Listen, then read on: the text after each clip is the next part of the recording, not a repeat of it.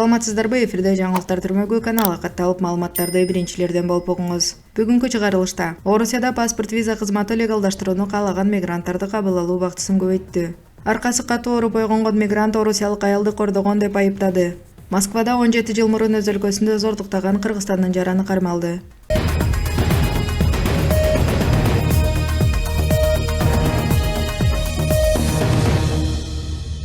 Урматтуу Москва шаарындагы мекендештер, жердештер, эгерде сиздердин документиңиздердин мөөнөтү бүтүп, Москва Казакстан кирди чыкты кылуу үчүн тажрыйбалуу айдоочуларды издеп жаткан болсоңуздар, анда мен сиздерге Бакыт агамды сунуштайм. Андыктан Бакыт агама чалыңыздар, номерин экранга жазып койдум. Алсуунун атынан, Алсу Рустамованын атынан деп барсаңыздар, сиздерге жолго чыгуучу документтериңиздерди бекер кылып берет, байке? Ооба. Токтоңуздар да. Андыктан баарыңыздарга ак жол, аман эсен барып келиңиздер.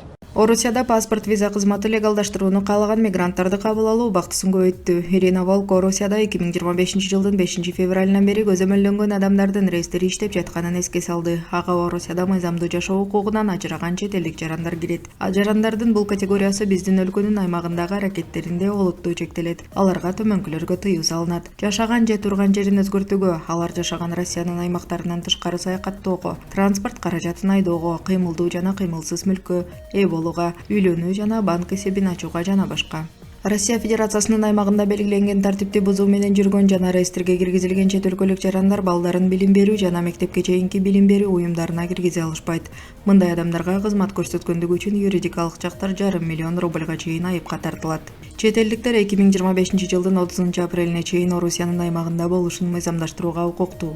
Реестрге киргизүү жана укуктук статусту жөнгө салуу боюнча суроолор боюнча Россиянын Ички иштер министрлигинин паспорттук визалык кызматынын федералдык мамлекеттик унитардык ишканасынын ишеним телефонуна чалсаңыз болот.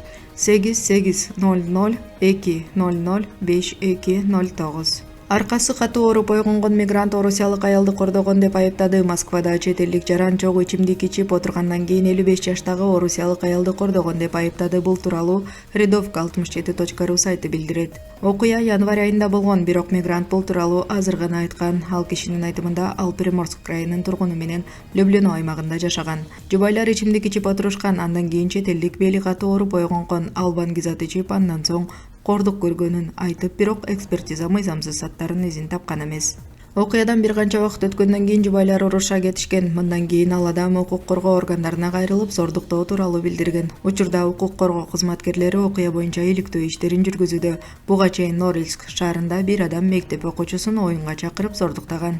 Москвада 17 жыл мурун өз өлкөсүндө зордуктаган Кыргызстандын жараны кармалды. Бул тууралуу Ысык көл облустук ички иштер башкармалыгынын басма сөз кызматы билдирди. Укук коргоо органдарынын кызматкерлеринин айтымында кылмыш 2008 жылдын апрель айында жасалган. Ошол учурда Жети Үгүз районунун тургуну милицияга арыз менен кайрылып, анын айтымында аны үйүнө мыйзамсыз кирген адам зордуктап салган. Шектүү издөөдө жүргөндөрдүн тизмесине киргизилген. Ал 17 жылдан кийин Москвада камакка алынган. Учурда аны мекенине экстрадициялоо маселеси чечилүүдө.